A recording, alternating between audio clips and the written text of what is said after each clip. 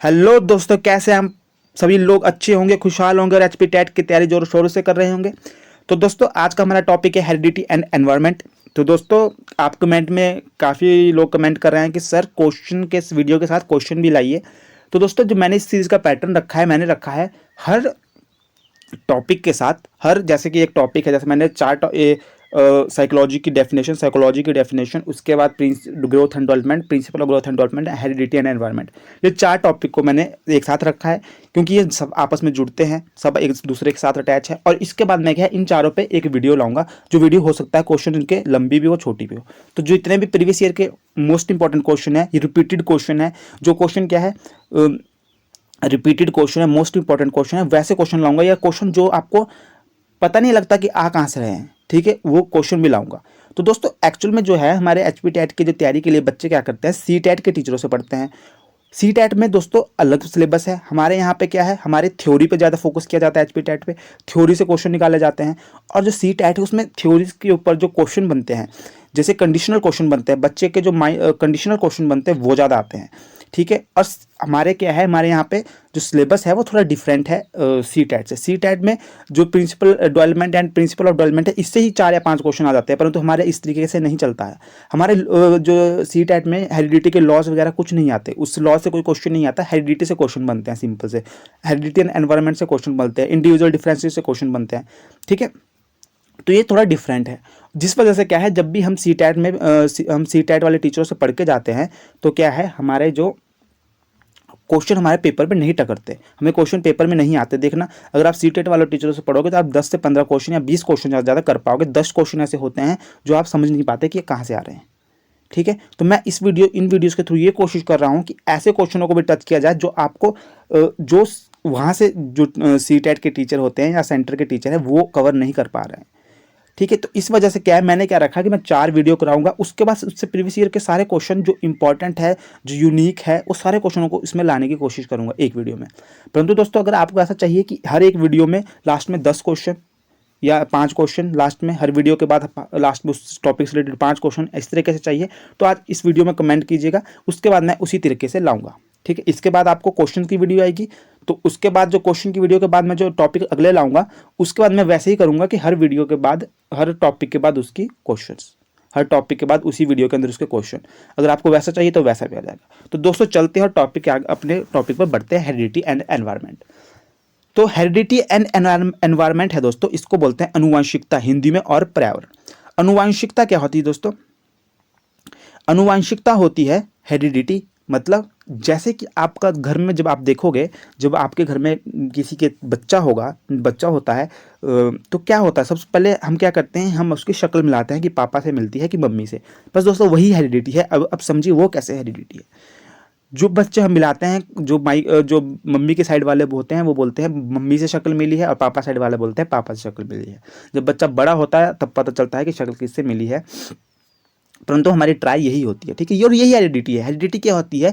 जो जीन्स होते हैं, जेनेटिक जो transmission of traits from parents to offspring, जो क्या है, आपके जो पेरेंट्स से जो जेनेटिक्स ट्रांसमिशन हुआ है, जो जेनेटिक्स जो आप में आए हैं, ऑफस्प्रिंग मतलब बच्चे में, जो पेरेंट्स से जो बच्चे में, ठीक है, चाइल्ड में जो पेरेंट्स से, ठीक है, किससे?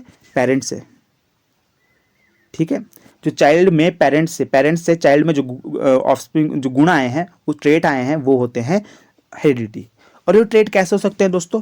वो जो गुण हैं वो हो सकते हैं आई colour, height, certain personality characters. देखो कैसे, कई बार क्या होता है, बच्चे की हाइट, आंख अपनी मम्मी से मिल जाती है, पापा से मिल जाती है, हाइट पापा से मिलती है, ठीक है, या मम्मी से मिलती है। और क्या होता है, कई गुण होते हैं, जैसे आप देखना, कईयों के पापा गुस्से वाले होंगे तो उसका आगे बच्चा भी गुस्से वाला होगा, ठीक है। कईयों के पापा मतलब ऐसे चतुर होंगे, थोड़े से ना चालाक बनने की कोशिश करते हैं, तो उनके बच्चे भी आगे चालाक होंगे। कईयों के मम्मी शरीफ होगी तो बच्चे भी शरीफ होंगे। कुछ इस तरीके के गुण होते हैं दोस्तों। ये सर्टेन पर्सनैलिटी गुण होते हैं, कई पर्सनैलिटी गुण भी आते हैं। कईयों के होते बड़े दयालु होते हैं, तो आगे बच्चा भी बड़ा दयालु होगा, ठीक है। तो वो तो सोशल फैक्टर भी हो सकता है, परंतु कुछ गुण ऐसे होते हैं जो सर्टेन पर्सनैलिटी ट्रेट्स आते हैं पेरेंट्स से, ठीक है। चिल्ड्रन थ्रू जीन्स के थ्रू आते हैं, ठीक है। किसके थ्रू आते हैं दोस्तों? जीन्स। और कमेंट में लिखिए कि हिंदी में जीन्स को क्या बोलते हैं, ठीक है। तो और मैंने जो ये ट्रांसलेशन है हिंदी टू इंग्लिश, ये क्या है, ट्रांसलेटेड है, तो इसमें गलती हो सकती है, इस पर ज़्यादा फोकस मत कीजिएगा, इसलिए इंग्लिश भी दी है, ठीक है। तो इंग्लिश से जो हिंदी में है ये ट्रांसलेशन का वर्जन है, ठीक है। तो इस पर इतना ध्यान नहीं दीजिएगा, परंतु मैंने हिंदी वालों को समझने के लिए दिया है कि कुछ चीज़ें हिंदी से समझ लेंगे, कुछ इंग्लिश से समझ लेंगे, तो उन्हें भी समझ आ जाएगा। तो समझ सकते हैं हिंदी वाले, पढ़ सकते हैं ऐसे, परंतु ये ट्रांसलेटेड वर्जन है, इसमें हो सकता है कुछ मिस्टेक भी हो, जो एक्चुअल वर्ड होता है उस चीज़ के लिए यूज़ साइकोलॉजी में वो यूज़ ना हुआ हो, इसमें ऐसा भी हो सकता है। तो मैंने आपको बता दिया कि हेरिडिटी क्या होती है। तो कुछ ऐसे गुण जो जीन्स के थ्रू पेरेंट्स से अपने बच्चों में जाते हैं। एनवायरनमेंट क्या होता है दोस्तों? एनवायरनमेंट होता है माहौल, आसपास का माहौल। जैसे आपके घर का क्या एनवायरनमेंट है, आपके सोसाइटी का एनवायरनमेंट क्या है। देखो कई जगह क्या होता है, पेरेंट्स घर का माहौल अच्छा होता है तो बच्चे भी आगे अच्छे निकलते हैं। कई जो पढ़ाकू माहौल होता है तो आगे बच्चे भी पढ़ाकू निकलते हैं, ठीक। कई जहाँ गुंडेगर्दी का माहौल होगा वहाँ गुंडेगर्दी बनेगी। तो ऐसा माहौल होता है, जैसे कि अब कई गाने बनते हैं, कई शहरों के नाम ऐसे बदनाम है कि वहाँ पे गुंडे ही होते हैं, कुछ होता है, तो वहाँ क्या, वहाँ माहौल ही ऐसा है तो आगे सब वैसे ही निकलेंगे, ठीक है। तो एक सोशल फैक्टर होता है एनवायरनमेंट में, social factor, moral factor, cultural factor, सब कुछ एनवायरनमेंट में आता है। तो एनवायरनमेंट आप समझ गए होंगे। आगे दोस्तों तो इसको थोड़ा डिफरेंस करके समझते हैं। Heredity refer to the genetic inheritance of traits from parents to offspring. जो क्या है, जेनेटिकली जो क्या है, जो ट्रेड्स आते हैं पेरेंट्स से बच्चे में, ठीक है, उसे बोलते हैं हेरिडिटी। एनवायरनमेंट क्या है, रेफर टू एक्सटर्नल फैक्टर, जो बाहरी फैक्टर है, जो बच्चे के जन्म लेने के बाद हेरिडिटी हो गया। बच्चे को जो जन्म का प्रोसेस है उसमें हेरिडिटी वाले गुण आते हैं सारे। जब बच्चे क्या है वो जीन्स, ठीक है, जीन्स हो गए, उसके बाद बच्चा बनना स्टार्ट हुआ, वो सब काम करते हैं, बच्चा का जन्म हो गया, उससे पहले जो भी हुआ वो हेरिडिटी है। एनवायरनमेंट क्या हो गया, एनवायरनमेंट हो गया बच्चे का जन्म लेने के बाद जितने भी उसने उसके आसपास का जो माहौल है जो उसको इफेक्ट कर रहा है, जो उसका घर का माहौल हो गया, कुछ हो गया, वो क्या है, एनवायरनमेंट है। जन्म लेने के बाद एनवायरनमेंट वर्क करता है। Heredity influence an individual biological traits such as physical character, eye, colour, hair texture. Environment factor can have a significant impact on individual cognitive, emotional and social development as well as their physical health and wellbeing. तो ये environmental factor हो गया।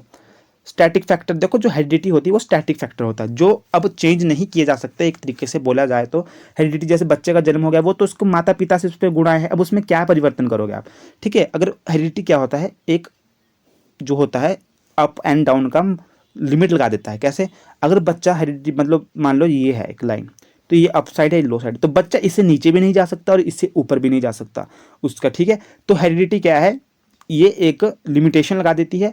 Environment क्या है, environment role अदा करता है कि बच्चा, अब जैसे कि मान लो मैं एक इंटेलिजेंसी का एग्जांपल दे देता हूँ। मान लो कि ये बच्चे के जो पेरेंट्स है वो इंटेलिजेंट है, 120 इंटेलिजेंसी है उनकी, ठीक है, और मान लो लोअर उनकी इंटेलिजेंसी मान लो कि 70 है, ठीक है, जो नॉर्मल इंटेलिजेंसी होती है। तो हेरिडिटी क्या है, वो लिमिट लगा दी कि बच्चा जो है 70 से 120 के बीच उसकी इंटेलिजेंसी लेवल होगा। परंतु जो एनवायरनमेंट है वो उस पर रोल अदा करेगा कि उसकी इंटेलिजेंसी कितनी जाएगी। अगर एनवायरनमेंट अच्छा मिलेगा तो बच्चा हो सकता है 120 तक उसकी जो मेंटल जो प्रोसेसिंग है, सब कुछ है, वो अच्छा करे और 120 उसकी इंटेलिजेंसी हो, ठीक है। परंतु हो सकता है कि अगर उसका एनवायरनमेंट अच्छा ना मिले तो वो नॉर्मल बच्चों की तरह 70 पे ही रहे। तो हेरिडिटी क्या है, हेरिडिटी एक डिसाइड करता है और एनवायरनमेंट उसमें रोल अदा करता है कि बच्चा कहाँ तक जाएगा। अगर एनवायरनमेंट अच्छा नहीं मिला तो बच्चा क्या होता है 70 नॉर्मल बच्चों की तरह ही रहे, और अगर अच्छा उसको एनवायरनमेंट मिला तो हो सकता है वो 120 पे चले जाए इंटेलिजेंसी पे। एक एग्जाम्पल मैं बता रहा हूँ, ठीक है। तो ये हो गया इसका एग्जाम्पल, तो आपको समझ आ गया होगा। अब इससे क्वेश्चन देखो, हेरिडिटी एनवायरनमेंट से क्वेश्चन अभी इससे तो आपको कुछ नहीं मिलेगा, ठीक है, पर ऐसा आ सकता है कि हेरिडिटी की डेफिनेशन से कोई क्वेश्चन आ सकता है, एनवायरनमेंट की डेफिनेशन से कोई क्वेश्चन आ सकता है। ऐसा जब इससे कोई क्वेश्चन निकलने नहीं वाला। ये आ सकता है कि हेरिडिटी कैसा फैक्टर है, स्टैटिक फैक्टर है, और एनवायरमेंटल डायनेमिक फैक्टर है, मतलब गतिशील है, क्योंकि परिवर्तित होता रहता है। बच्चे के जन्म के बाद उसके परिवर्तन, जो एनवायरनमेंट में परिवर्तन बहुत सारे होते हैं, तो ये उसी तरीके से बच्चे पे इफेक्ट करता है। कभी आपके कुछ घर में दुर्घटना हो जाए तो आपको उस तरह से एनवायरनमेंट इफेक्ट करेगा। गुस्से में देखो कई बार हम क्या करते हैं, हम ऐसा एनवायरनमेंट क्रिएट होता है कि हम गुस्से में आ जाते हैं, तो उसमें क्या है, अब उस पर आपकी इंटेलिजेंसी सारी फेल हो जाती है। तो डायनेमिक फैक्टर एनवायरनमेंट, ठीक है।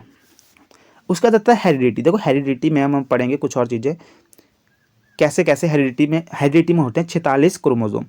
46 क्या होते हैं, क्रोमोजोम। 46 होते हैं क्रोमोजोम। क्या होते हैं, देखो इसे ऐसे समझिए, 46 क्रोमोजोम होते हैं जिसमें 23 पेयर बनते हैं, ठीक है। हर 2 क्रोमोजोम का एक पेयर बनता है, 23 पेयर, ठीक है, 23 पेयर बनते हैं। इससे क्वेश्चन आ जाता है, याद रखने वाली बात है। कितने क्रोमोसोम होते हैं? क्रोमोसोम 46 पेयर 23 पेयर, ये इंपॉर्टेंट है। कितने पेयर होते हैं? 23 पेयर। उसमें से क्या होते हैं? 22 पेयर होते हैं, उनको बोलते हैं ऑटोसोम्स। ऑटोसोम्स बोलते हैं जिसे, ऑटोसोम्स। और जो एक पेयर होता है उसको बोलते हैं सेक्स, ठीक है, उसे बोलते हैं सेक्स पेयर, सेक्स क्रोमोसोम। क्या बोलते हैं? सेक्स क्रोमोसोम, उसे बोलते हैं सेक्स क्रोमोसोम। तो हमारे क्या होता है? 46 क्रोमोसोम होते हैं, जिसमें से 23 पेयर होते हैं, 46 के 23 पेयर बनते हैं, उसमें से 22 होते हैं ऑटोसोम्स। क्या होते हैं? ऑटोसोम। और एक होता है सेक्स क्रोमोसोम, एक होता है सेक्स क्रोमोसोम, ठीक है। तो जो 22 होते हैं ये सिमिलर होते हैं। जो सेक्स क्रोमोसोम होता है ये डिसाइड करता है कि बच्चा कैसा होगा। देखो, जो एक क्रोमोसोम होता है सेक्स वाला, ये फीमेल में होता है, ये फीमेल में होता है XX। फीमेल में क्या होता है? XX। देखो कैसे, ये XX होता है फीमेल में, और XY होता है मेल में। XY होता है मेल में, XX होता है फीमेल में। जब ये XX, जब ये दोस्तों, जब ये X, और जब फीमेल से तो X ही आएगा, फीमेल से हमेशा X ही आता है। जब मेल से X आएगा तो ये फीमेल होगी, और जब फीमेल तो X ही देगी, जब मेल से Y आएगा तो ये होगा बॉय। तो ऐसा होता है। तो जो डिसाइड करता है कि लड़का होगा कि लड़की, वो करता है हमेशा मेल, क्योंकि मेल के पास होते हैं XY, फीमेल के पास तो XX ही होते हैं। जब X आएगा, जब फीमेल से भी X, फीमेल तो X ही दे पाएगी, जब मेल भी X देगा तो वो बन जाएगी लड़की। जब फीमेल X देगी, जब मेल Y देगा तो वो हो जाएगा XY, उससे होगा लड़का। तो ये होता है डिसाइडिंग फैक्टर कि लड़का होगा कि लड़की। बाकी 22 तो सेम होते हैं। तो ये हो गया यहाँ तक वीडियो, समझ आ गई होगी आपको कि 23 पेयर होते हैं, 22 पेयर ऑटोसोम होते हैं, एक पेयर क्रोमोसोम होता है, सेक्स क्रोमोसोम होता है। जो एक पेयर होता है फीमेल के पास वो एक्स होता है, और मेल के पास वो XY होता है। जब फीमेल X देगी और मेल X देगा तो लड़की होगी, जब फीमेल X देगी और लड़का Y देगा तो लड़की होगी। आगे चलते हैं। अब देखते हैं दोस्तों, आपने ये वाला भी कॉन्सेप्ट आ जाता है। अभी तक इतने तो क्वेश्चन इससे बने नहीं है, परंतु रिस्क क्यों लेना, क्योंकि ये हमारे सिलेबस में आ जाता है टॉपिक, तो इसको पढ़ लेते हैं। बाकी इस पर इतना फोकस करने की आपको जरूरत नहीं है। तो मैं क्वेश्चन लाऊंगा कल वाली वीडियो में क्वेश्चन आएंगे, तो देख लेना किसे कितने के क्वेश्चन आए हैं। आइडेंटिकल ट्विंस कैसे होते हैं? देखो, ट्विंस भी दो प्रकार के होते हैं। तो दोस्तों ट्विंस का देखते हैं। ट्विंस होते हैं जो बच्चे, ट्विंस कैसे होते हैं? देखो, आइडेंटिकल ट्विंस होता है, एक होता है फैटर्नल ट्विंस। आइडेंटिकल ट्विंस होते हैं उन्हें बोलते हैं मोनोजाइगोटिक। क्या बोलते हैं? मोनोजाइगोटिक। और जो फैटर्नल ट्विंस होते हैं उन्हें बोलते हैं डायजाइगोटिक्स। देखो, ये कुछ टर्में होती है जो हिंदी वाले भी अगर इंग्लिश में पढ़ ले तो उन्हें अच्छा रहेगा, ठीक है। ये बायोलॉजिकल टर्में हैं और इसे इतना याद रखने की जरूरत नहीं है। क्वेश्चन आ गया कभी गलती से, अगर उनको बहुत ही टफ पेपर डालना तब इससे क्वेश्चन आता है। इसे एक आधा क्वेश्चन आया है आज तक, तब मैंने टॉपिक में डाल दिया है। बाकी इस पर इतना फोकस भी नहीं करेंगे तो भी कोई ज़्यादा आपका क्वेश्चन नंबर नहीं कटेंगे। बहुत गलती से क्वेश्चन आता है। नए लेटेस्ट ट्रेंड में तो इससे कोई क्वेश्चन नहीं आया है, लेटेस्ट ट्रेंड में नहीं आया है इससे क्वेश्चन, पर पुराने पेपरों में आया है, तो मैंने इससे ले लिया है टॉपिक। तो आइडेंटिकल ट्विन जिन्हें बोलते हैं मोनोजाइगोटिक, इससे ये याद रखना, आइडेंटिकल ट्विंस को क्या बोलते हैं? मोनोजाइगोटिक्स। इसे क्यों बोलते हैं ये भी बताऊंगा। फैटर्नल ट्विंस को बोलते हैं डायजाइगोटिक। देखो, अब ट्विंस भी दो प्रकार के होते हैं, मैंने बता दिया। Identical twins occur when a single fertilised egg split into 2 embryos. Embryos होता है आपकी भ्रूण। जब आपका क्या होता है, आइडेंटिकल ट्विन कब होते हैं? बिल्कुल आइडेंटिकल, जिनकी शक्लें भी सेम होती है, जेंडर भी सेम होता है। आइडेंटिकल ट्विंस कब होते हैं? जब आपके सिंगल फर्टिलाइज एग से स्प्लिट होता है दो भ्रूण। कैसे? देखो, जैसे ये है आपका, ठीक है। अब ये आपका क्या है? स्पर्म इसमें इंजेक्ट हुआ, इसके बाद क्या है? ये जो आपका फर्टिलाइज एग है, ये क्या हो गया? बाद में डिवाइड हो गया दो भ्रूण में, अलग अलग। देखो, ये दो भ्रूण में डिवाइड हो गया। जो सिंगल फर्टिलाइज एग क्या है आपका? दो भ्रूण में डिवाइड हो गया, ठीक है, दो गर्भ में। तो उसमें क्या हो गया? दो आपके होंगे identical twins. Identical twins share the same genetic makeup and are always the same sex. इनका क्या होगा? सेम, इनका शक्ल भी सेम होगी और इनका सेम सेक्स भी होगा। अब आ जाते हैं डायजाइगोटिक ट्विंस या fraternal twins. Fraternal twins occur when 2 separate egg are fertilised by 2 separate sperm cells. अब इसमें क्या होगा दोस्तों?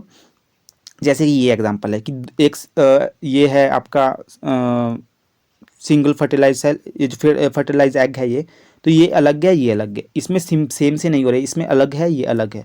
दो एग है, वो क्या है? आपके फर्टिलाइज हो गए, और उनसे क्या है? अलग अलग बच्चे का जन्म होता है जब। तो उससे क्या होता है? उससे fertilise twins occur when 2 separate egg are fertilised by 2 separate sperm cell. Sperm cell भी अलग थे इसमें, और इसमें एग भी अलग थे, तो इससे क्या होगा, दो अलग जुड़वा बच्चे हुए परंतु अलग वाले। इसमें शक्लें भी सेम। इसमें fertilised twins essential sibling born at the same time and can be the same और अपोजिट सेक्स। इसमें क्या हो सकता है, इसमें हो सकता है कि बच्चे सेम टाइम पे जन्म ले, और ये भी हो सकता है कि अपोजिट सेक्स हो, उनकी शक्लें भी ना मिलती हो। ठीक है, ऐसा भी हो सकता है। तो ये होते हैं, ऐसे आपने देखे होंगे अपने आसपास, अगर आपने ट्विंस देखे होंगे तो उसमें क्या है, कई ट्विंस ऐसे होते हैं जिनकी शक्लें भी सेम होती है, वो होते हैं आइडेंटिकल ट्विन, मोनोजाइगोटिक। वो एक सेल से ही फर्टिलाइज होते हैं, बाद में वो दो भ्रूण, उससे दो भ्रूण डिवाइड हो जाते हैं।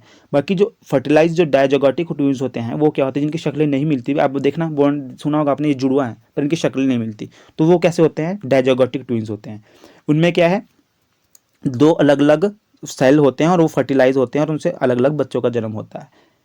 और ये वाला एग्जाम्पल है आइडेंटिकल ट्विंस का। तो आशा करता हूँ आपको समझ आया होगा। अब आ जाइए nature versus nurture debate. Nature versus nurture debate. Nature versus nurture debate ये क्या है, ये एक डिबेट है। इसमें मैं बहुत शॉर्ट में आपको बताऊंगा। नेचर, देखो इसमें क्या है, जो नेचर है वो बोलते हैं हेरिडिटी को। ठीक है, जो नेचर वाला यूज शब्द यूज होता है वो होता है हेरिडिटी के लिए यूज, और नर्चर वाला जो शब्द यूज होता है वो होता है एनवायरमेंट के लिए यूज। मतलब जो नेचर वाला शब्द है वो होगा अनुवांशिकता के लिए यूज, और जो नर्चर वाला शब्द है वो होगा एनवायरमेंट के लिए यूज। तो ये है इसकी। अब मैं बताता हूँ कि डिबेट क्या है। देखो, प्राकृतिक बनावट बनाम परोपकार। प्राकृतिक बनावट एक महत्वपूर्ण मनोवैज्ञानिक और दार्शनिक विवाद है जो इंसानी विकास और व्यक्तित्व के दो प्रमुख प्रभावों के विश्लेषण करता है। इस विवाद में प्राकृतिक बनावट का अर्थ होता है व्यक्तित्व और स्वभाव में विनियमितता, आनुवंशिकता और जन्मजात गुणों का महत्व, जबकि परोपकार शिक्षा, परिवार, समाज और पर्यावरण के माध्यम से प्राप्ति अनुभवों और संदेशों का महत्व देता है। तो देखो, ये जो डिबेट है नर्चर नेचर नर्चर डिबेट, इसमें क्या है, एक साइड वाले बोलते हैं कि जो हेरिडिटी है वो बच्चे के डेवलपमेंट में सबसे ज़्यादा रोल निभाती है, और नेचर वाले बोलते हैं, नर्चर वाले बोलते हैं कि एनवायरनमेंट सबसे ज़्यादा रोल निभाता है बच्चे के डेवलपमेंट में। बस यही डिबेट है। According to the perspective of nature, personality, thought and behaviour are influenced by heredity, genetic and innate factor. तो हेरिडिटी वाले बोलते हैं कि जो पर्सनैलिटी, थॉट एंड बिहेवियर है बच्चे का, वो उसके जेनेटिक फैक्टर पर डिपेंड करता है जो उसे माता पिता से आते हैं, और believe that nature includes specific trait and capability that are parents from the early stage of life. तो ये है इनकी डिबेट। और जो नर्चर वाले हैं, नर्चर इसमें किसको कर रहे हैं, एनवायरनमेंट को। नर्चर क्या है, एनवायरनमेंट। ये क्वेश्चन आया है कि नर्चर का मतलब इसमें क्या है, तो इसमें ऑप्शन दिया है heredity, environment, heredity and environment, ऐसा क्वेश्चन आया है। तो नर्चर होता है एनवायरनमेंट, ठीक है, नर्चर होता है एनवायरनमेंट और नेचर होता है हेरिडिटी। तो नर्चर वाले क्या बोलते हैं कि according to the nurture perspective, personality develop occur based on the experience, education acquired through family, society, school and the environment. तो इनका क्या मतलब है कि जो नर्चर वाले बोलते हैं जो एनवायरनमेंट है बच्चे की, सब जो बच्चे का जो एक्सटर्नल जो डेवलपमेंट है, जो एक्सटर्नल जो इन्फ्लुएंस है, जो फैमिली है, वो पेरेंट्स है, टीचर है, वो क्या है बच्चे की पर्सनैलिटी को बनाते हैं। तो नर्चर वाले ये बोलते हैं। यही एक डिबेट है। परंतु आपको पता है, मैंने आपको principle of heredity and environment, principal of development कराया था, उसमें मैंने बताया था कि development is the product of heredity and environment. जो डेवलपमेंट है, जो विकास है, वो किसका है, हेरिडिटी इनटू एनवायरनमेंट का प्रोडक्ट है। दोनों मिलके डेवलपमेंट, दोनों का योगदान डेवलपमेंट में है, heredity and environment. Development is the product of heredity and environment, ये मैंने आपको प्रिंसिपल ऑफ डेवलपमेंट में बताए थे। तो अब इसमें जो इनकी डिबेट है वो डिबेट है। बाकी इसको आप ध्यान रखिए कि नर्चर, नेचर किसे बोलते हैं, हेरिडिटी को, नर्चर बोलते हैं एनवायरनमेंट को। ये जुड़ी है इसमें। देखो, अब हमारे जो HP टेट के हिसाब से ये वाली थ्योरी बहुत इंपॉर्टेंट है, जॉर्ज मेंडल की थ्योरी। क्यों? क्योंकि इससे कई बार क्वेश्चन आते हैं। यही तो पॉइंट है जहाँ से क्वेश्चन बनते हैं। एक एक क्वेश्चन नंबर की बात होती है परंतु क्वेश्चन छूट जाते हैं ऐसे ही। तो जो जॉर्ज मेंडल थे, इनकी थ्योरी हमें पढ़ना इंपॉर्टेंट है, क्योंकि हमें पेपर में इससे रिलेटेड कॉन्सेप्ट बनते हैं। ठीक है, लेटेस्ट ट्रेंड में तो जो हेरिडिटी से क्वेश्चन कम आते हैं, परंतु फिर से आ जाए कोई पता नहीं। तो जॉर्ज मेंडल थे जो, वो क्या थे, वो है father of genetics. Father of genetic बोला जाता है जॉर्ज मेंडल को, इसलिए ये थ्योरी पढ़ना ज़्यादा इंपॉर्टेंट है। तो देखो, इन्होंने क्या दिए थे, इन्होंने एक पी जो मटर होता है, मटर के दान, मटर पर इन्होंने एक्सपेरिमेंट किए थे। ठीक है, एक्सपेरिमेंट किए थे इन्होंने यही जानने के लिए कि जो गुण है वो कैसे बच्चे से, पेरेंट्स से बच्चे में जाते हैं। ठीक है, कैसे genetic is the field of biology that study how characteristics trait are pass from parents to child. तो इन्होंने जेनेटिक्स के ये फादर माने जाते हैं, और इन्होंने यही जानने की कोशिश की थी कैसे जो ट्रेट्स होते हैं पास होते हैं पेरेंट्स से बच्चों में, ठीक है। तो इसके लिए इन्होंने क्या किया था, मटर के दाने पे एक्सपेरिमेंट किया था। अब आप पूछोगे मटर के दाने पे ही क्यों? क्योंकि दोस्तों मटर के दाने का लाइफ स्पैन छोटा होता है, जो मटर होता है उसका लाइफ स्पैन छोटा होता है। और अगर किसी इंसान पर परीक्षण करते तो इनकी मृत्यु हो जाती, परंतु परीक्षण पूरा नहीं कर पाते जो एक्सपेरिमेंट था। तो उन्होंने मटर के दाने पर एक्सपेरिमेंट किया, क्योंकि मटर में वेराइटी भी बहुत होती है और इनकी जो लाइफ स्पैन होता है वो छोटा होता है। इसलिए ये क्या है, जो मटर है, जो पी है, उसके क्या है, बहुत सारी जनरेशन को ऑब्जर्व कर पाए, ठीक है। तो इन्होंने वो किया। तो इन्होंने क्या किया, देखो इस चित्र के द्वारा समझाता हूँ आपको।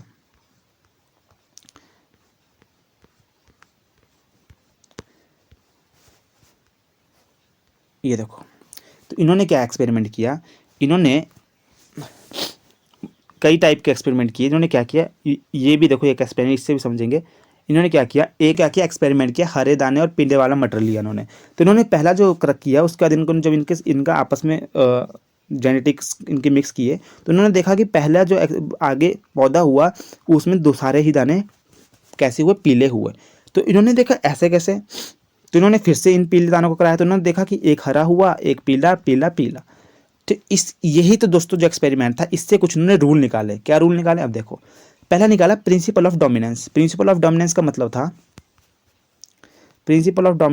था, कि देखो यहाँ पे क्या था, यहाँ पे हरे दाने वाला मटर भी थे, पीले दाने वाला भी, परंतु जब इन्होंने कराया तो इसमें क्या है, जो डोमिनेंस था वो किसका था, पीले दाने वाले का, येलो दाने वाले मटर का डोमिनेंस था। तो इसी को बोला प्रिंसिपल ऑफ डोमिनेंस, कि कुछ गुण होते हैं जो दूसरे पर डोमिनेंस करते हैं, अपना उसको उस पर डोमिनेंस पूरा कर देते हैं। मतलब उसको डोमिनेंस का मतलब समझते हो ना, कि पूरी तरह से उसे दबा दिया, अपने आप पूरा राज किया और उसको दबा दिया। तो इसने क्या किया, इसके दबा दिए, इसके गुण। जो हरे दाने थे, मटर हरा कोई मटर नहीं हुआ, क्यों? क्योंकि इसने दबा दिया, डोमिनेंस इसका चला पीले का, तो इसने अपने ट्रेड्स दिखाए पीले।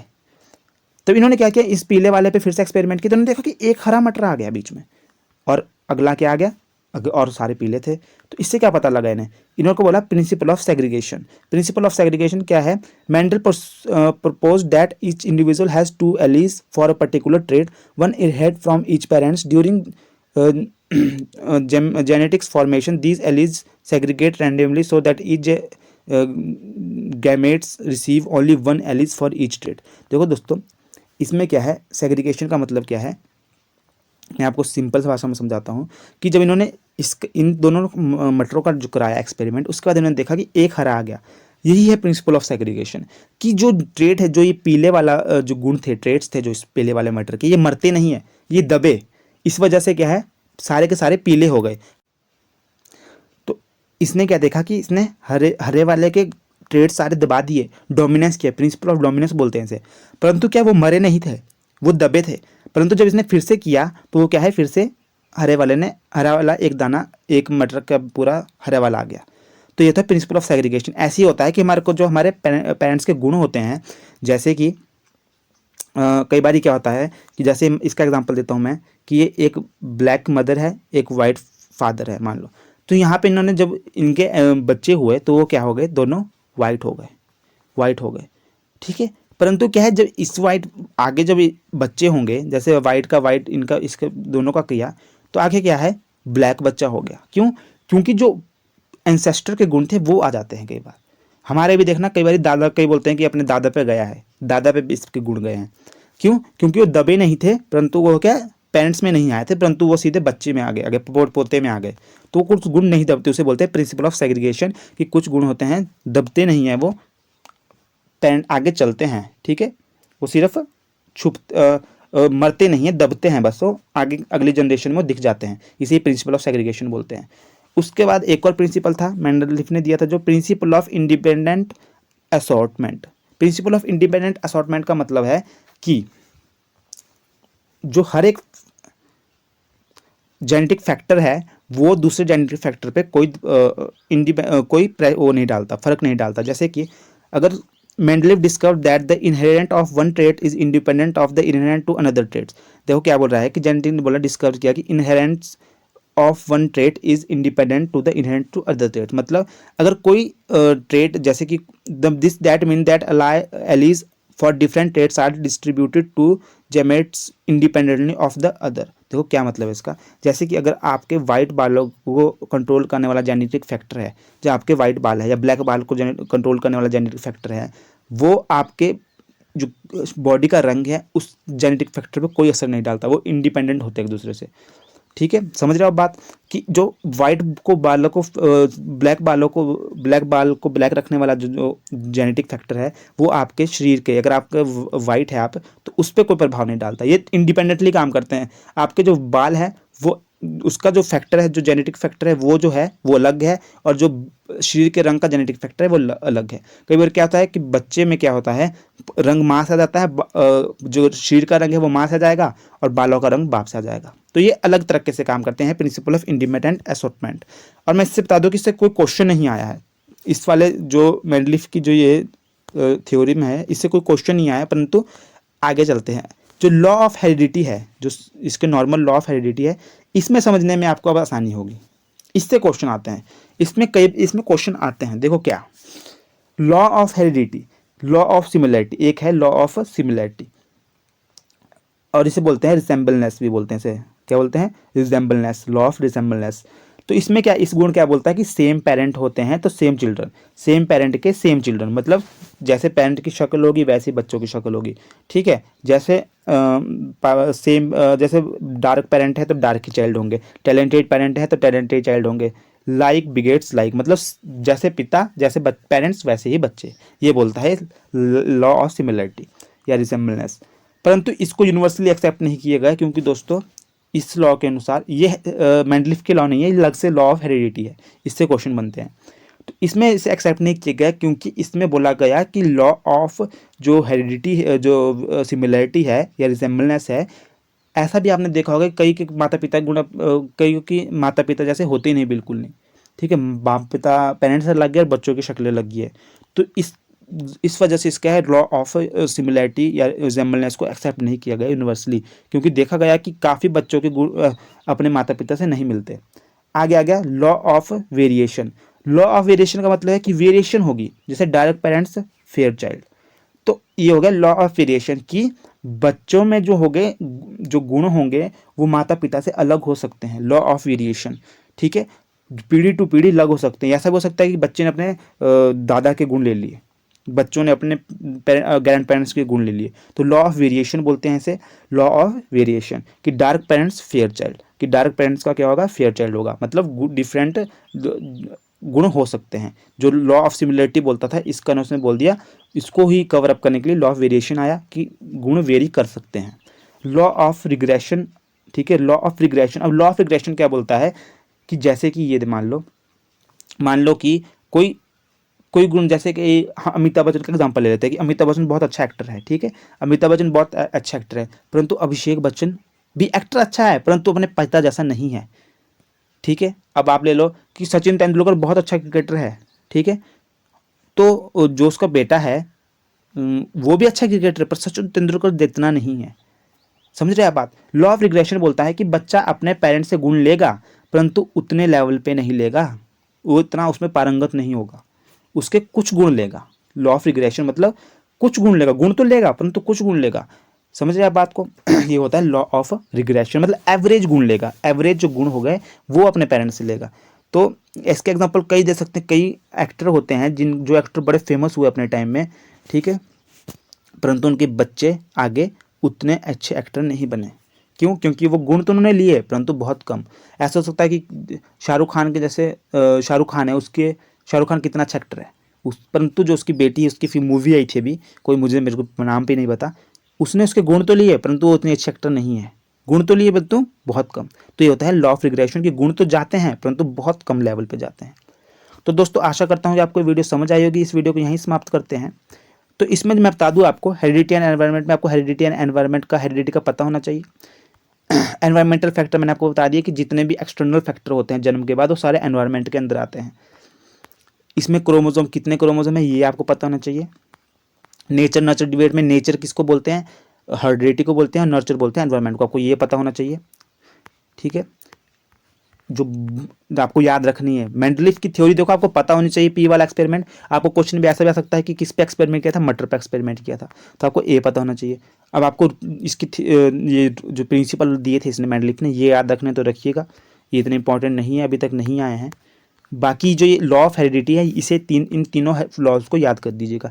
इससे रिलेटेड क्वेश्चन कल वाली वीडियो में आएंगे, मैं बताऊंगा कैसे क्वेश्चन आते हैं इससे। मैं इतना भी बता रहा हूँ कि हेरिडिटी वाले टॉपिक से नए ट्रेंड में अब क्वेश्चन बहुत कम लगे हैं। पहले आते थे क्वेश्चन, से 2 क्वेश्चन में डल जाते थे एक पेपर में, तो अब के ट्रेंड जो मैंने देखा उसमें बहुत कम क्वेश्चन आ रहे हैं। ठीक है, परंतु हम इसे इग्नोर नहीं कर सकते क्योंकि क्वेश्चन आते हैं। आपका साइकोलॉजी में कम से कम 25 ऊपर स्कोर होना चाहिए, तो उसके लिए आपको ये भी पढ़ना पड़ेगा। तो चलते हैं, मिलते हैं अगले वीडियो में दोस्तों। उससे पहले चैनल को शेयर, सब्सक्राइब और कमेंट जरूर कीजिए कैसी लगी वीडियो, और जो मैंने आपसे क्वेश्चन स्टार्टिंग में पूछा तो उसका आंसर भी दीजिए। धन्यवाद दोस्तों, मिलते हैं अगली वीडियो में। सब्सक्राइब